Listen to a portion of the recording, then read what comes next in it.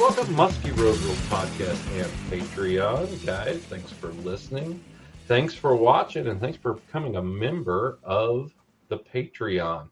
Guys, this month we're going to be giving away, for the members of the Patreon, we're giving away one of Hans the Carver's Carver crankbaits. Guys, we got some of those. The big guy from out in Buffalo made some up for me, and I'm going to be able to give them away to you if you become a member of the Patreon page. Guys, it's really easy. All you got to do is go to patreon.com, search Muskie, and don't go to OnlyFans. That's what people think. I think that's the problem.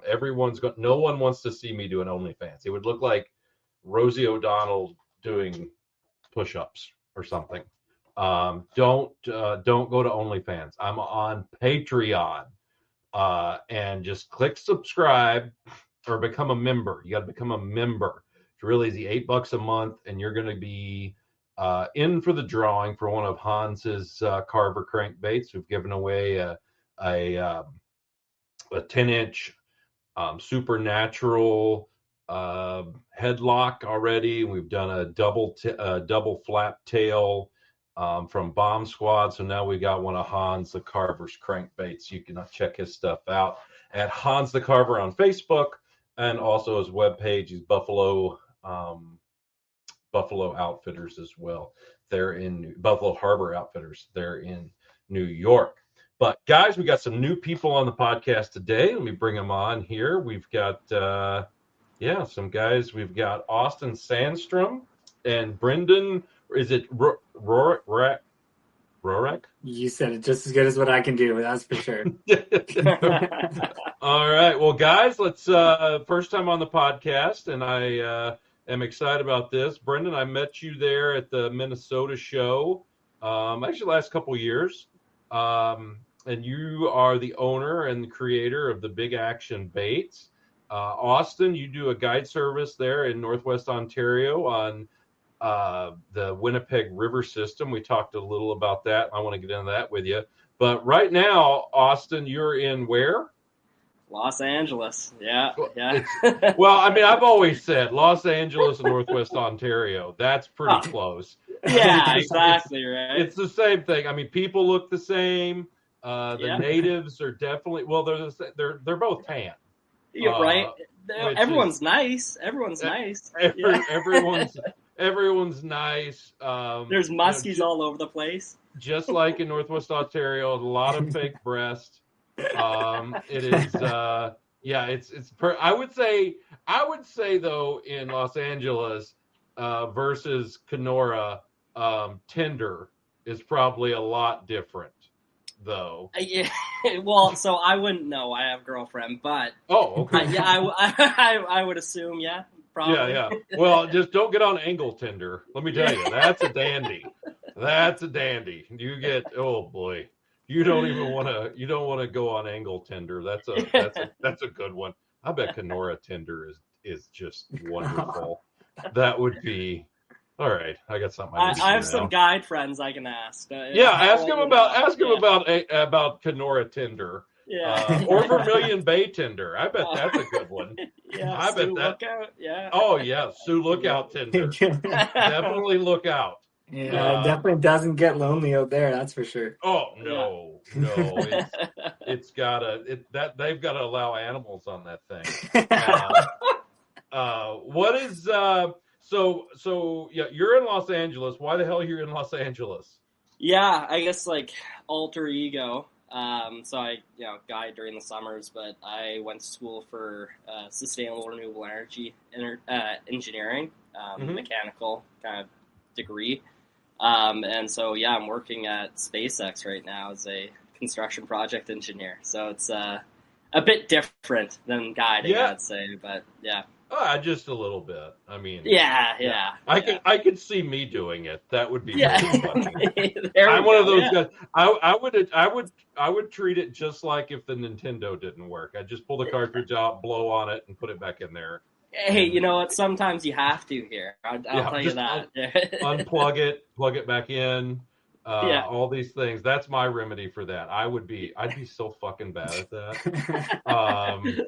It'd be ridiculous. Well, that's cool. That's cool. Are you still, kind of give me a little rundown on your, some of your guidance stuff out there.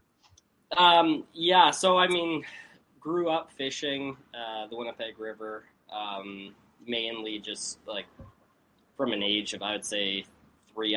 I grew up in Ottawa, but my grandparents bought a piece of property out there in the 60s, and so we've had it for quite a long time. And grew up fishing, and then my grandfather who taught me how to fish passed away, and the next year I kind of needed to reconnect with him in a sense, and so I applied to a lodge called Big North Lodge, and I was a dockhand guide for 2 years, and then main guide, and then turned into, I kind of went my separate ways from working under lodges specifically.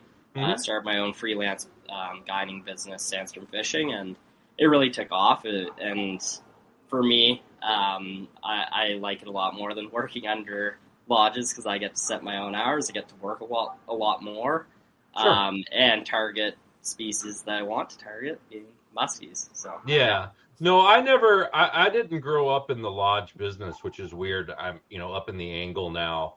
I started with my buddy Tony down here, and we had to get our own business. It was not like people came to a lodge and then they gave you business. And so I've never had the thing of like people give me business. I've had to go out and get it myself always. So I'm I get it, but I don't know. I'm too, I guess stubborn, and and it's nicer when you can do it yourself. Yeah, no kidding. You're definitely not wrong there. Yeah. So Brendon, you've got big action baits. I'm going to ask both of you guys this. Brendon, I'll have you start out. When did you start muskie fishing, and how big was your first fish, and what'd you catch it on? Yeah, so I've always kind of been into fishing my whole life. It was a pretty low key kind of thing. I mean, in kindergarten, I wrote a letter to myself. I guess that I finally found it again. It was that I wanted to grow up and my job would be a fisherman. Oh my God! Yeah, so I still got that letter. So it's hilarious. It turned out. I still suck at fishing though, but no, I growing up, I was doing a lot of fishing, but I got into more of the extreme sports, skydiving, bunch of motorcycles, sport bikes, stuff like that. Wakeboarding, snowboarding. I competed in a bunch of stuff, so I did a lot of that kind of things. And out of nowhere, I had a motorcycle accident back in 2019, which pretty much took out all my mobility in my arms, my body. Like I broke a bunch of bones and had multiple surgeries. So I was like bedridden for a little while. And then it came to, I think I had 3 or 4 surgeries immediately, and then shattered both arms, punctured lungs, broken ribs, all the fun stuff, shoulders dislocated. So Jesus. yeah, it was a good one. Yeah, it's a couple cadavers. You should have seen the other guy. Yeah. Yeah, it was a good one. It was pretty interesting not having 2 arms, right? But you can't open beers without at least one hand, right? Teeth. Yeah. So I know after that, growing up in Winnipeg, I was right by Lake of the Woods, and I always heard about the muskies. Never really fished. I've never fished for them at all. Never tried. Didn't know if they were that crazy of a fish. It's just whatever. And then I decided to go out with a guy named Andrew Rideout from Crawford's Camp out on Lake of the Woods and out in Sioux Narrows there. So I ended up getting him to guide me. Fished several times. I ended up bringing buddies on with me, and he guided me like maybe 6 or 7 times. Every time I bring a buddy, my buddy would be catching the muskies, and I'd be sitting there by myself. So I was smoking pike for several of those trips, which was definitely not the mission. But and then out of nowhere, I was supposed to have a surgery pretty much on my birthday, and then so I was gonna leave. We just did 2 days in a row, and I was gonna leave that night for the next day to go to my surgery, and because they had to reconstruct my entire wrist. So Nothing much. yeah, a couple cadaver tendons and stuff to bring that together. But so I had no wrist really left to begin with for fishing. So fishing big fish with a rod is not the easiest without wrists. But yeah, no. Other than that, though, what happened was I ended up getting a call saying that they were canceling my surgery due to COVID. So they're like, "Screw you! You don't need wrists." So I was like, "Screw you! I'm gonna go fish another day." So my second day, or the day I was supposed to go for surgery, I stayed that night and I went fishing with Andrew again. Mm-hmm. I was hucking tube, ended up getting my first ever muskie. It was a 37. And then after that, we were trying to get off the water because we were having a pretty big storm coming in. And this storm was like lightning on the water way back. So we were trying to book it back to camp. And then you got hit by lightning. Yeah. You're having great luck anyway. Yeah. No arms, nothing. No arms. Yeah. The fastest way to get in the hospital, eh? At least they won't deny me on this one. Yep. But we were booking it back, and we're like, we've seen this one giant on this one rock point for the last few days, and I was like, well, Andrew was like, we should just go try and hit it one more time. So squeeze it in, storms on the water, get to this point, and like one or two casts in, I locked into a fish, and we're like, holy shit, this is the one that we've seen for the last couple of days. And I'm like, this is going to be freaking awesome. Well, I bring it in, and it's like 27-inch pike. I'm like, what the hell? Like, dude, I'm on a pike fest. So immediately we just both sides just pop it off. And then he's just getting up, and I throw my my cast right after the pike.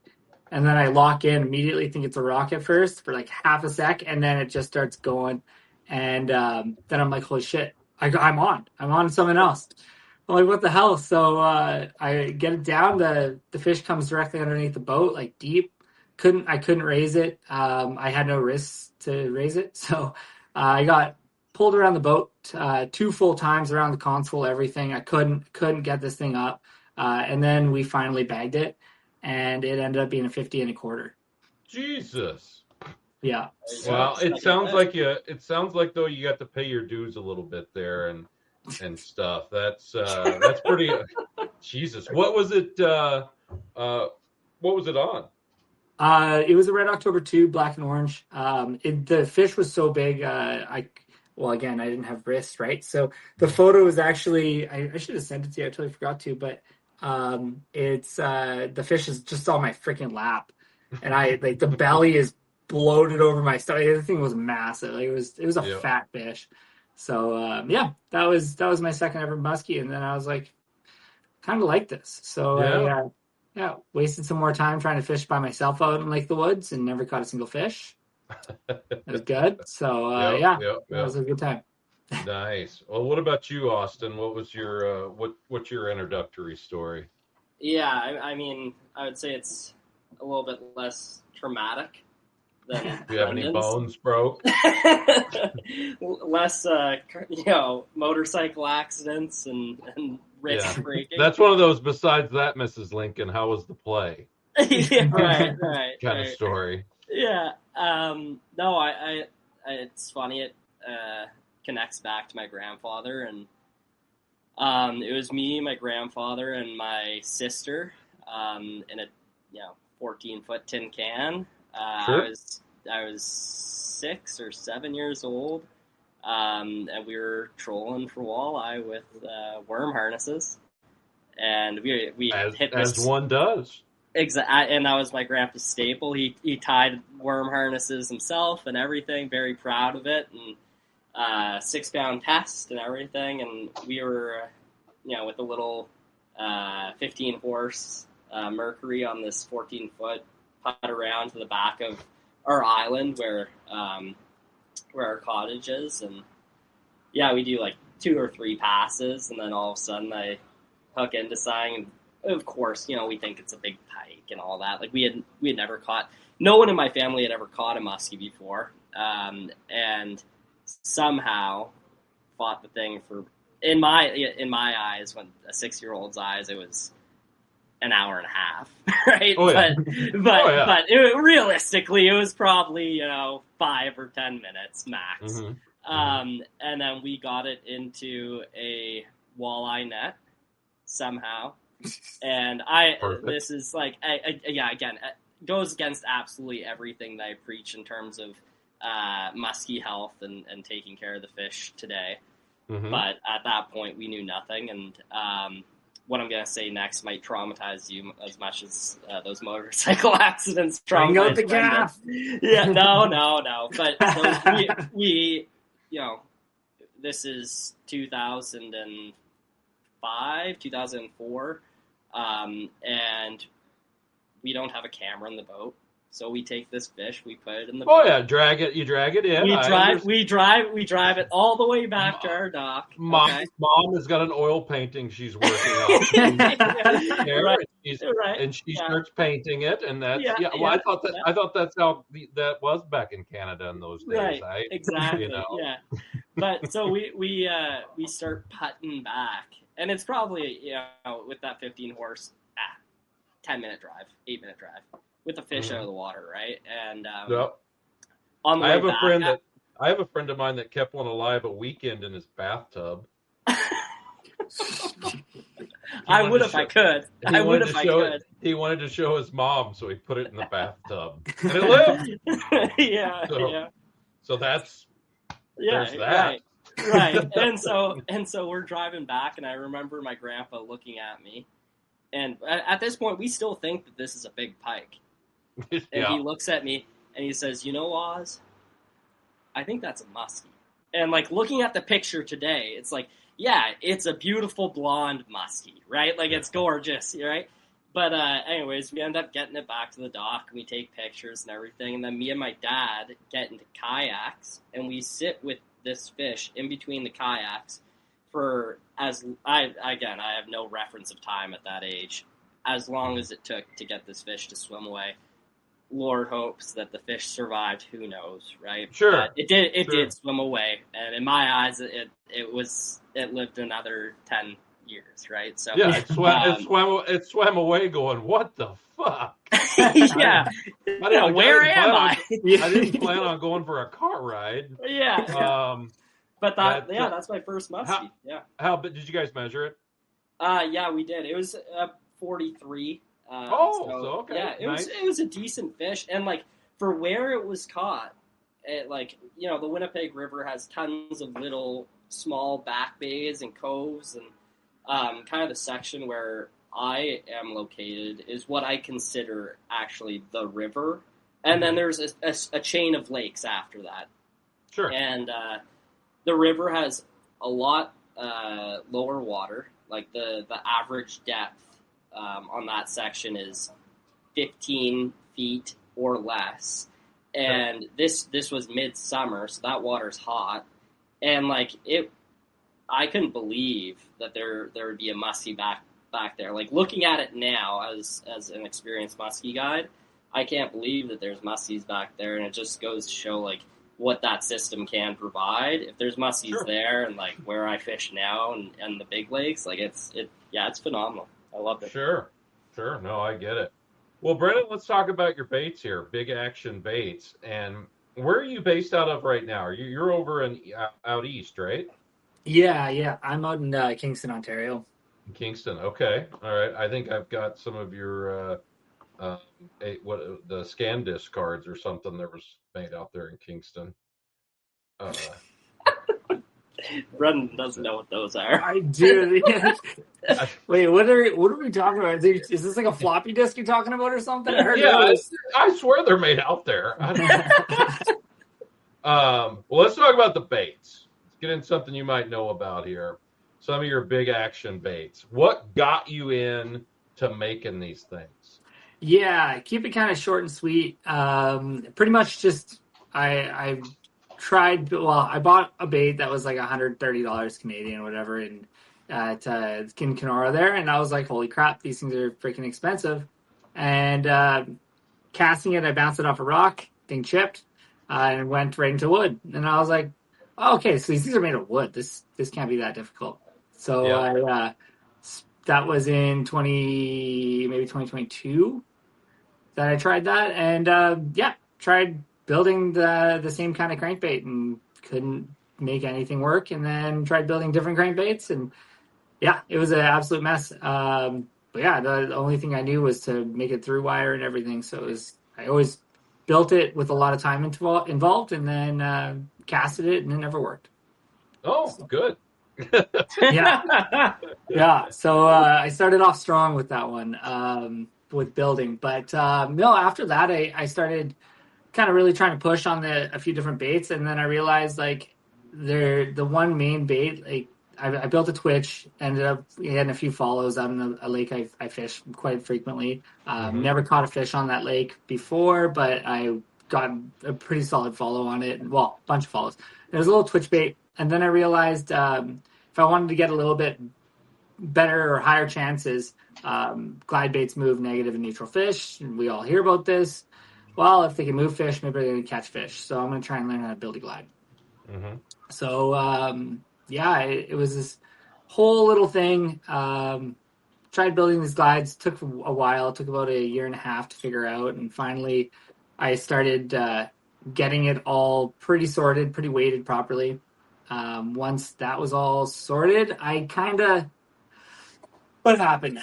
I sent a video over to Adam from Top Line Baits, and I asked him, like, hey, what do you think of this? And he saw the flutter down. And he's like, yeah, no, like that's epic. And then with this design as well, what ended up happening is I have a really good buddy named Max who's very tight with Austin. And he's like, dude, I know a guy that fishes and you build baits. Why don't we connect these things? Yeah.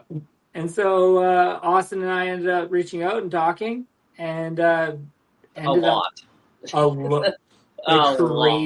Like we fully designed, like Austin's engineering came through. Like, well, that's good. This is Brendon's.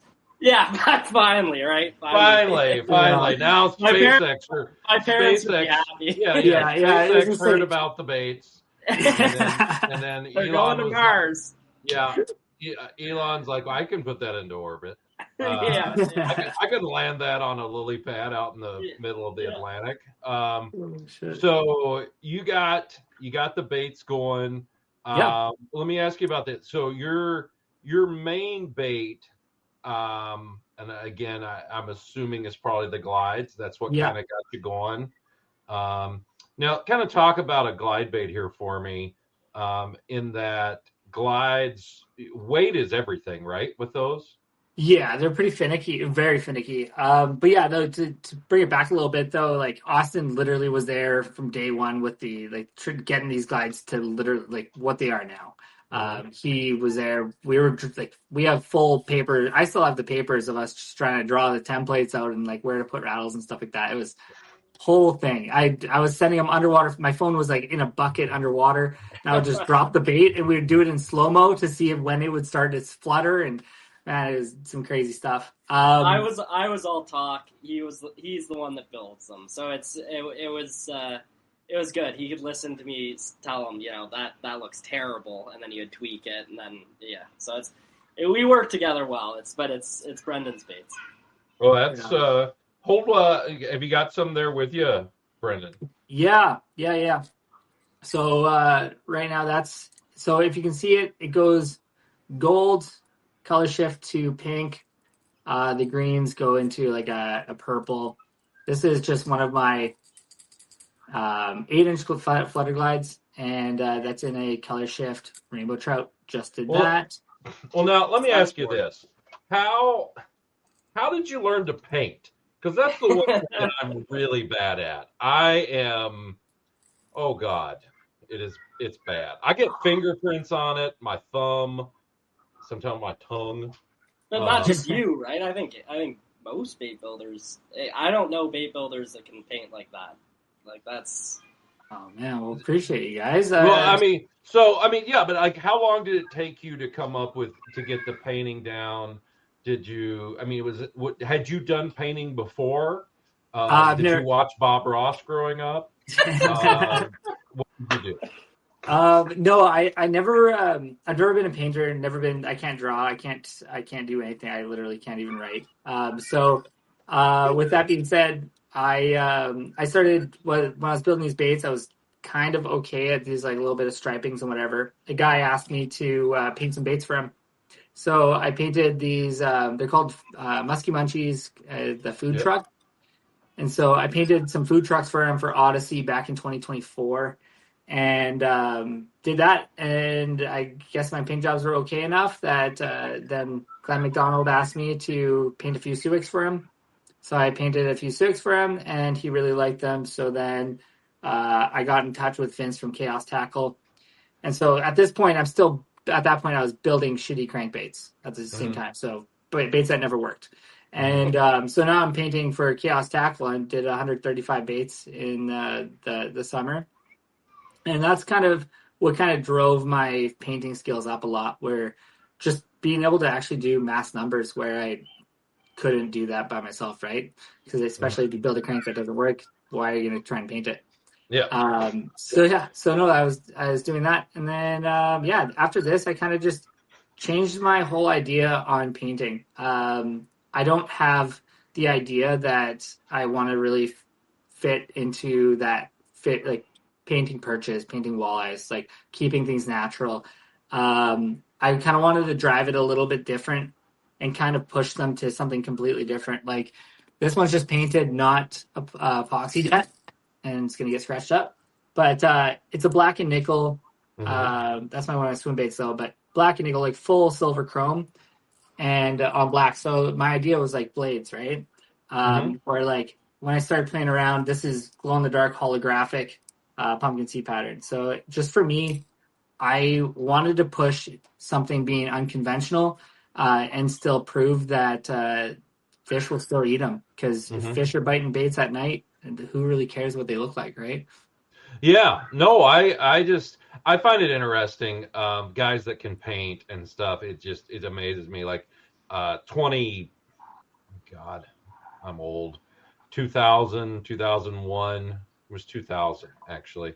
I went to Dale Wiley's place in Elwood City with the Wiley cranks, and watched him paint. And I was just amazed. I mean, he's just sitting in the booth, we're having a conversation, and he's painting like $9 bass and just like talking to me, and I'm just sitting there going, this is weird. I couldn't do it. And it's just amazing the guys that have done it for so long, or guys that are really good at it, and they can just, they can make this thing look just, amazing, whether it be realistic or abstract or whatever. I find that super neat, because I know what a fucking failure I am at it, and I love that someone is not. I think like it kind of comes. You think of someone that can play guitar and they can hear a song and they can just play it. Right? That's magic. Right. That's just witchcraft. And it's kind of the same with what Brendon does. Like, it's just like he sees the vision and he just paints it. Whereas like I could hold his bait and I could try and paint the exact same thing and it would look terrible. Mine would look like a queef if it had a shape. Yeah, it would just be awful. A ran over frog. It would be terrible. It would just be terrible. So let's get into these baits, though. How many baits do you make? What is the what are your main baits? Yeah, so we came out with a Flutter Glide. This is the second show season ever. So not last year, but the year before is when we came out with the Flutter Glide through the summer. So that is the main one that I build, and then I also build. Is this it here, Brendon? Is this your? Yeah, that's the 8-inch Flutter Glide. So I have the 8-inch version. That's the Flutter. That reel, when I posted that up, got 1.7 million views. So apparently 1.7 million people like to look at a bait going up and down for 6 seconds. Yeah, it was. I'm assuming in the winter. Yeah. Yeah. No, I mean, no, I really, that is super cool. And I love that looks like a license plate right there and a cable. I'm assuming that is an electric cable going through the water. But I mean, that is some of the more of the hardest rock I've seen. I mean, it transfers all the way to the bucktail trailer that you have on it. Out the back. And so you make this in how many sizes? Yeah, the 8-inch and 7-inch. I had the 5.5-inch last year. We had a lot of success on the 5.5. Austin had a lot of success on the 5.5. But for me, the amount of work it took to get a 5.5 going to like one drop of lead in the wrong hole is a big percentage off compared to doing it on like an 8 or 7-inch. So okay. This year I'm debating.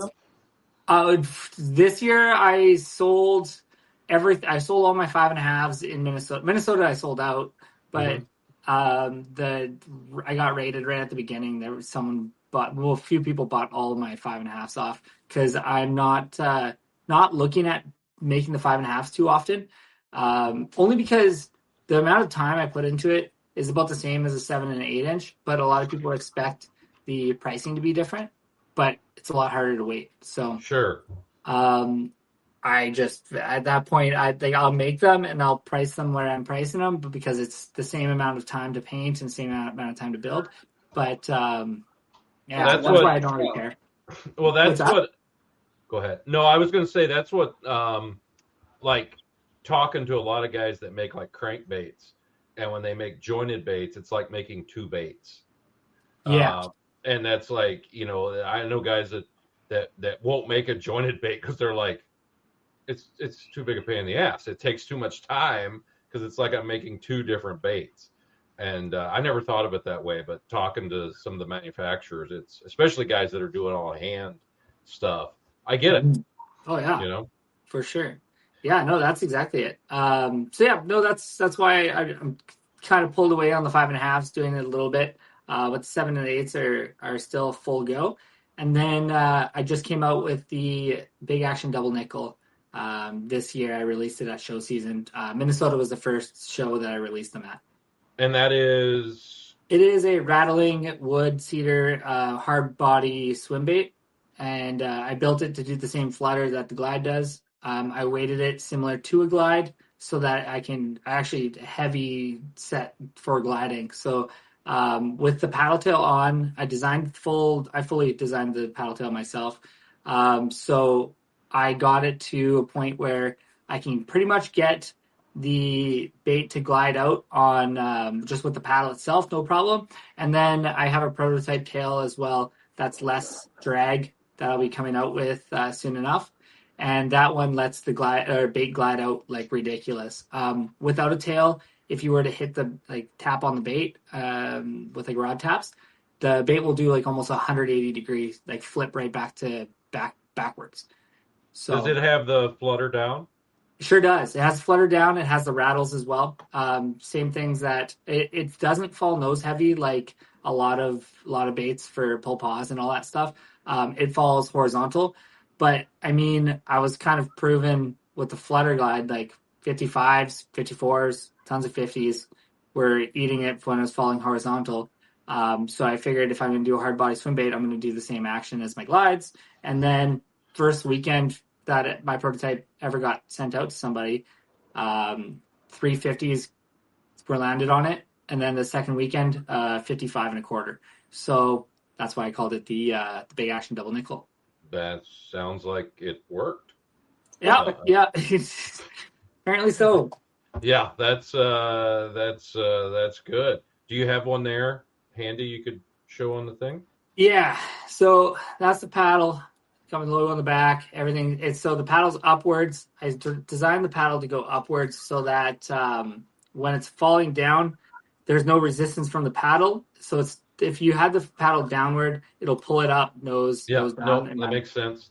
So, yeah, and then the full rattle. And then you got a blade on there. What's up with Yeah, that? so this whole bait again, all my baits are through wire. I just tacked this blade on right now. It is all going to be willow blades like this. The only difference is I actually have a stainless steel tube that goes over top of this that I just didn't want to really shove on right now because I'm kind of prepping for that show tomorrow.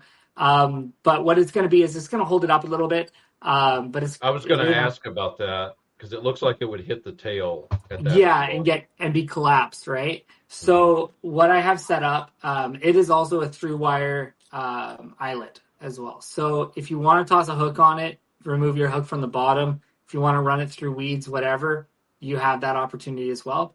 If anyone wants to do that, but in general, yeah, I have a stainless steel little tube that goes on every single bait when you buy it, that keeps it up pretty much like half inch, and then your swivel comes from the top and comes out. So that gives it that opportunity to stay up above that tail and still get the flutter. All right. Well, that's pretty cool, man. Is those? Are you going to have the? You're going. For guys to know, I don't know when this pod's going to come out just yet, but we're doing it at the end of March. I just watched Duke win, which was disgusting. And you've got the Odyssey coming up, right? Is that tomorrow? Yes, the Odyssey's on Sunday. Sunday. Okay. Yeah, I've never. The only Odyssey I've been to was with Muskie Munchies. So this will be my first ever Odyssey. So yeah, we'll see how it goes. It's been a busy show season with me though. I did New York and Minnesota this year as well. Okay. Well, good deal, man. That's awesome. And like I said, this is pretty cool here. This is the one you sent me, and for guys to see kind of how your crappie, the glow, or is this? Did you say glow crappie or what? Yeah, glow pumpkin seed or something like that. Okay. But yeah, that's pretty wild how you can how that glow tape and stuff works on there, especially with the jet black. Yeah, exactly. Full on holographic, glow in the dark. Try to change things up a little bit. Yeah, no, I like it. It looks cool. Let's go through some of the fish here. You sent me some pictures of. That's not a skinny one. Yeah, so I posted that one, or you sent that one out to you just because he ended up catching. That was the largest bait or largest fish. That he got the bait that morning, put it in his mouth, sent a photo to me, and then a few hours later, he got that 54 and a quarter or something like that up on Lac Sewell. So he never caught a muskie the first couple days before that. Didn't catch one up there, and then goes out with my glide and crushes a 54. Well, that's good. Yeah, that works. That's good. Something I want to ask you before I forget is, so we have a mutual friend, Mike Hopkins. Yeah. Who I've fished with for, I mean, he didn't even have kids when we started fishing long time ago, early 2000s. We started fishing together, and he really likes your baits and was telling me, your baits, do you weight them heavier than a traditional glide bait? Because he said that they do go a lot deeper. Oh yeah, they're almost a foot per second. So they do a heavy flutter, heavy drop, so that it allows you to kind of run through structure, break lines. You can count it down to be very simple with people that, like, if you're pulling like bulldogs, stuff like that, you're able to count down big rubber. And I wanted the same opportunity with these glides where you can count them down and get them into places where these fish haven't seen that kind of presentation before. Sure. No, and we talked a little bit before we started recording about something else that I like playing with baits and putting different stuff in different areas. And, we did it years ago with bucktails and weights over open water, and had really good success doing that. And, I like that a lot. Let's show. Actually, I want to show this before we get into the pictures too deep. Let's show what these baits look like. You've got a drone here with a swimming pool. I'm glad no one was swimming in it. You get Hep A or something. Hep C. I did it one time. I was doing our road rules, and this was years ago. And we're underwater. This one of the many times I got rent out of a public pool throwing baits in it. We were at a hotel and we were trying to film the baits underwater. And a lot of times we didn't get the baits until like literally a couple days before the event. And I'm filming the night before and editing it all together for me to show. And we're at a, I don't know, YMCA and some Milwaukee, who knows. And we're like telling this woman, we're like, we're just literally going to, just pull the baits in the water and no one's going to get hurt. There's going to be no child left behind and all that. And so we're doing it. Well, Dad, one of the kids that was there, Dad pissed. He's just screaming at us. And I'm like, dude, no one is getting hurt here. We're just filming baits in the water. Well, when I go back, and I know I was mad now, when we go back and do it, I didn't realize it, but we were videoing the kids. They were in the background. They were in the background. I'm like, oh my God, I think this is illegal. A couple older guys. Oh yeah, we're just testing baits. Yeah, we're just testing baits. No, yeah. Look, 4K. Yeah. Look at this puss. It has pedophilia written all over. They're like, yeah. All right, yeah, I've seen you. You drive a van. It was not good. But anyway, let's look at your pool that's not accused of pedophilia. And you can see here of the bait going side to side. Now, on a lot of your glide baits, you've got bucktail on the back. Why is that? Yeah, so they're all going to be flash tails now. My fiance ties every single tail, so she literally does every single tail for every single glide. These tails are fully custom, full flash. The idea was that it gives the bait a little bit more of a flash underwater for one. For two, it changes the action completely. In that video that you have on, with the tail on, you're going to have a longer glide. It technically adds like an extra inch of length to 2 inches of length onto that bait. So what that's doing is it's kind of straightening out that glide a little bit, making it glide longer, and making it glide as if it was a longer bait. So that's one massive thing with it. If you pull off that tail, you're going to have a bait that really twitches, pivots really sharply. So the idea was really to give something a fish can kind of hone on to it, whatever, I can't even say it, a little bit better. I just want the fish to look at the tail, right? So, what, just eat it. Right. But not that I do, yeah. Fish care about paint jobs. That's why I paint them well, right? Exactly. So then that's the reason is, though, they're all tails. They're not dress trebles. I don't use the dress trebles mainly because the idea with that one was that I wanted this fish to be able to come in and nip, so that you're not getting that nip and hook set and missing it, whatever. I wanted it to almost build up like a frustration on like trying to nip this tail and going in for like a T-bone or whatever. That was kind of my whole idea, is that you're missing those short nips, but hopefully gaining that frustration into going for the actual body itself and getting hooks. Sure. And now this one here, you don't have a tail on. You can see it hops really fast side to side. It really chops. Yeah. Well, the glides themselves also have almost a bounce to them when they're gliding.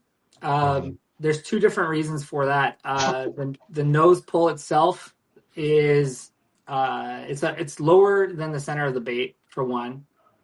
So I have that all set up. So it is definitely lower than the center. So when you're pulling on it, it does want to rise up a little bit on that pull and glide out. But when it glides out, that nose is also going to push down a bit. So you're going to get this like full hop kind of glide out action. Okay. So you're hitting a bit of a different portion of the column, different action, different whatever. Just something that just ended up doing its thing just from how Austin and I wanted to design the shape of it. So it's not like a traditional glider that is like old school, let's say Manta or something that just goes zoo, zoo, zoo, zoo. Yeah. This is covering like multi levels. Yeah, right? This is not a bait that's just going to be the conventional glide guy that's going to use it in spring and fall. That's not what we built these for. They rattle. They're super loud. I had a guy win the Unleash the Beast up in Canada last year ripping the glide quick, very fast. He usually Tom Barry. He's a super solid multi-species angler. He rips glides super, super fast, and with guys and throwing blades in the front, he can keep up. He's well thought after on this stuff, so he rips them really well with that.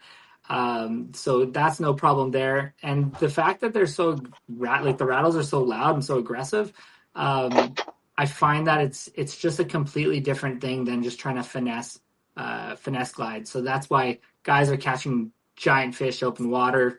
I mean, Austin's catching giant fish in shallow water. Like it's there that you can literally run them anywhere, and you don't have to be stuck on the fact that they're only a spring or fall bait. It is you can run it in the summer, no problem.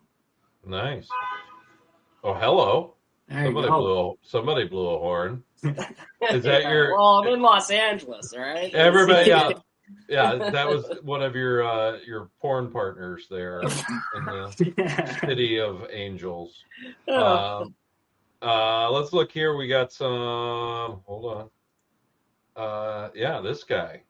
That's not a little one. Yeah, that is on the JF Cisco pattern. They're not painted right now, or they're painted right now, but they're not epoxied. So they're full glow in the dark Cisco pattern, color shift, everything. And that's the one he caught it on, was this pattern in the 8-inch, and that was a 55 and a quarter. So that was on the 55 and a quarter on the glide. And then John Friend caught a 55 and a quarter, whatever, 55 and change, both of them, on the Big Action double nickel, the hard body swim bait, in the exact same pattern. So that pattern itself has locked in 255s in, I think it was like a month apart from each other. Wow. That's crazy. That's a Green Bay 55. Oh, wow. Yeah. So John's a Minnesota 55, Jack's a Green Bay 55. Wow, that's pretty cool. What I like this guy's face. What's going on here? Justin's an OG. He is the first guy to put a shit ton of fish on immediately on my glides in Ohio, and then showed me that fishing at night, like he said that was his thickest, fattest 50 he's ever caught. And that was just last year, but he showed me that these glides work phenomenal at night. I said, I can't remember if we said it on air or off air, but I went to a lake that I used to always go to, that I sucked at fishing, moved a few fish, never got anything. The year that the glides came out, Austin was pumping fish. I was getting pike after pike after pike. And then as soon as muskie season opened, he was just on them. And then I realized I go to my muskie trip, and on the lake I get skunked on every single time, and go out there, and I found this one spot I wanted to keep going or go to, but guys were on it most of the time, and Justin kind of showed me that these things work at night. So I tried it out at night. I caught my first fish on the glide bait ever, was a walleye, unfortunately. It was 28-inch walleye, and so I got the notes in front of me right here, but it was 10:07 at night that I caught that walleye. Then at 10:15, I caught my first ever muskie on that glide bait. Then 10:28, I caught a second muskie on that glide bait, and then 10:57, I caught my third muskie on that glide bait. Three muskies and four fish, so like a walleye, all less than like an hour from each other. First time I've ever caught fish on this damn lake was on my glide, and I put 3 in one night. I continued to do 9 fish in 4 days there.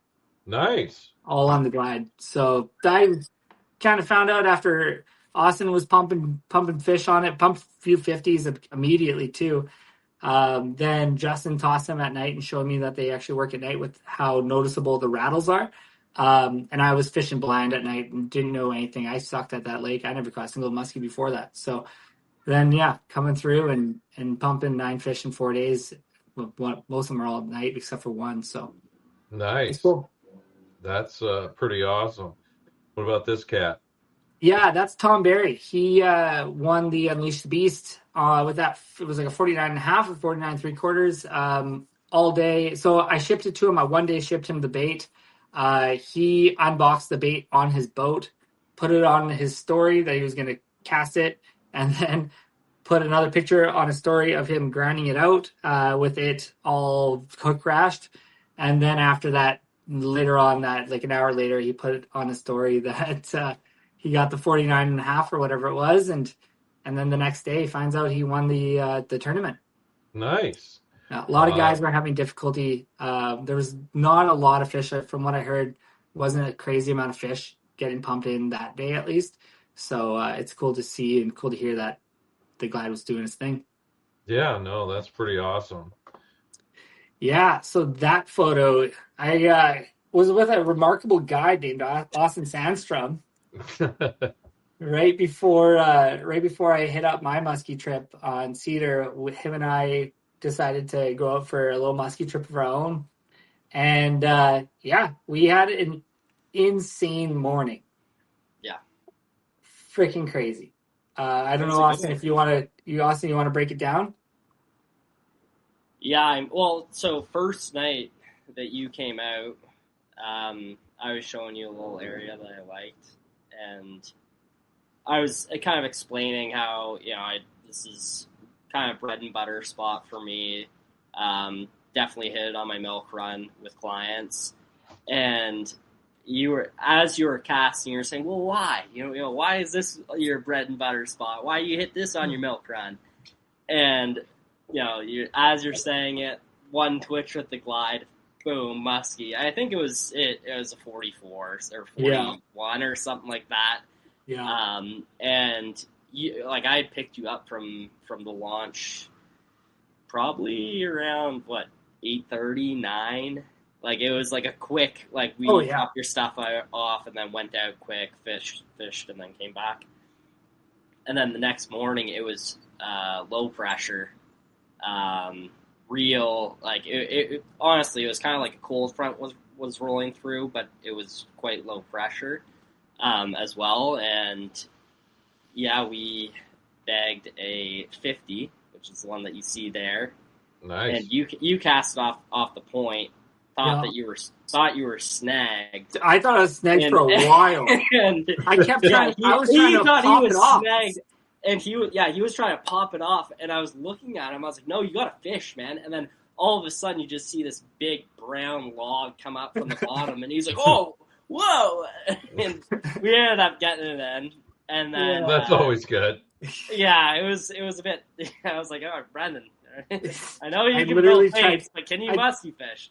They don't want to let go of these things, all right? Yeah, exactly. There you go. And then 3 or 4 hours later, hit another spot, and so this one was on the 8-inch Glide, and then I think if you go to the next picture, I'm hoping it's the next one.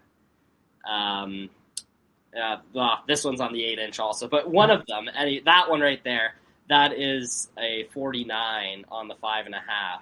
Oh wow! So it was a 50 and 49 within 4 hours, both on big action bait glides, and it shows this is just after opener, and they're eating both 8-inch glide baits. They're eating small, erratic 5.5-inch glide baits, and I think it really is just kind of the areas that you're targeting, where these fish that are just post spawn going to be located, where are they transferring out from these spawning bays, sure. And how are you going to approach them? I think it depends on the mentality of the fish. If some will want to eat an 8-inch, some are just perfectly fine with a snack, and but yeah, both these fish, they didn't care. They both hammered them. So sure. Well, that's cool. And then you got some video here. I like this. This is Austin. This is a big fish you caught. Now, is that current up there? That is current, and I don't want to talk too much about it. This is a spot that I hold dear and close to my heart. But yeah, this is me ripping the 8-inch glide. You'll see me pop it up here in a second right there, and boom, there we go. So, and what I want to talk about is you're not working that like you would a pop glide bait. You're giving that more pulls. Yeah, for sure. And that is how I personally run big action bait glides. And I'd like to say, there isn't a correct way to run big action baits. The correct way is if you're catching fish on them, then you're running it correctly. Like that's kind of the way it goes. But for me, I like an erratic glide bait that I can run normally and I can pop up and it'll pop up. And then if I let it sit for a second, it'll flutter down. Right. Mm-hmm. And so that's what you get with big action baits. And this is how you're seeing me run it here.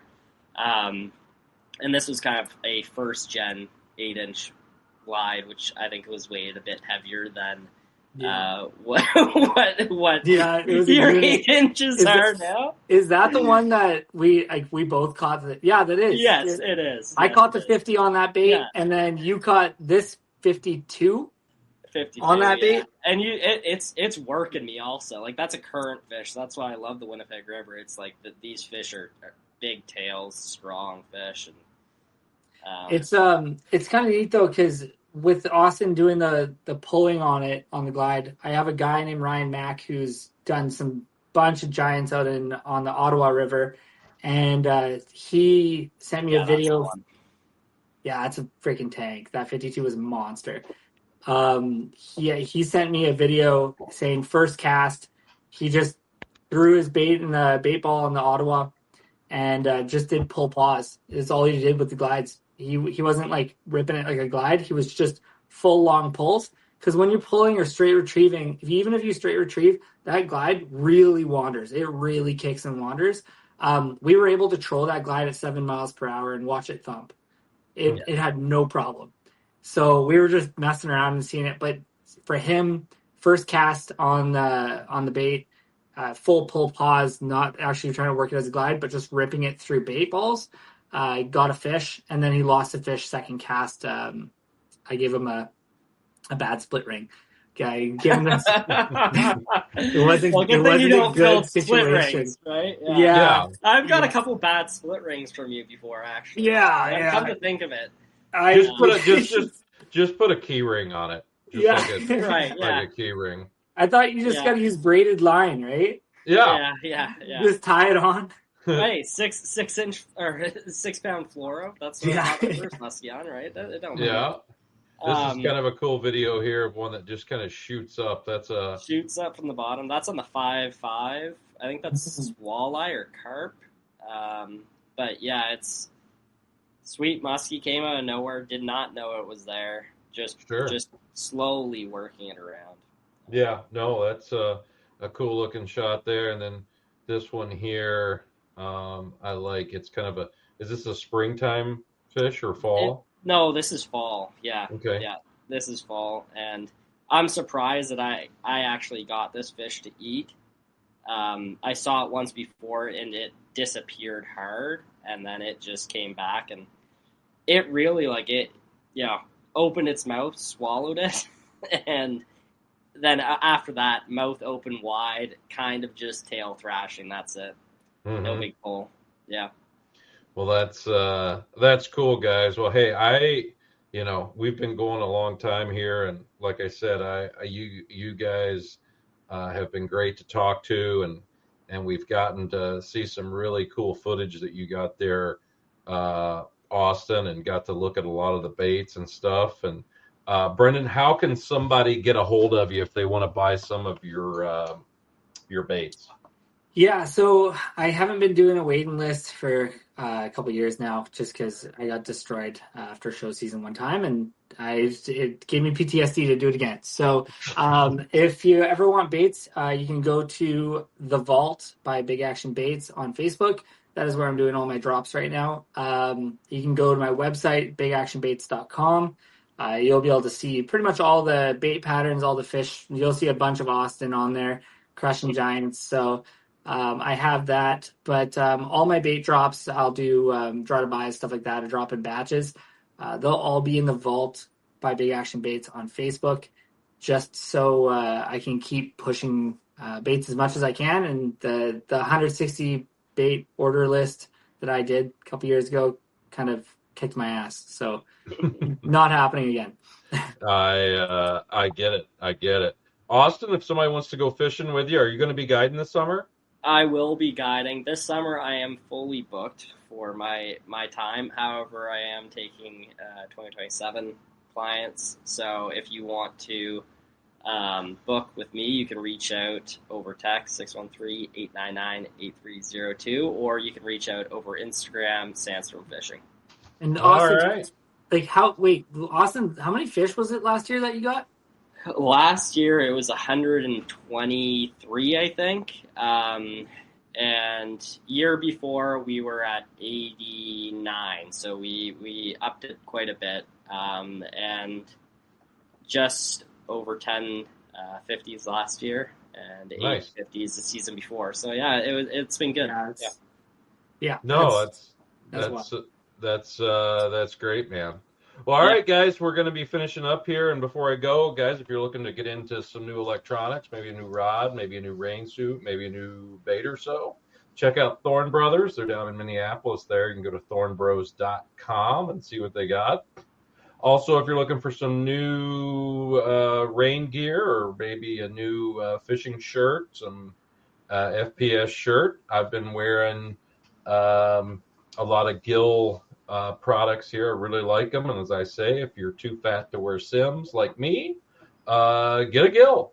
I think you'll like it, and they'll keep you dry, and they've got some really nice products, so check them out at Gill Marine for the fishing attire. Guys, I appreciate you coming on here, awesome. and just Thank you so much. and hold on for just a second, okay? Mm-hmm.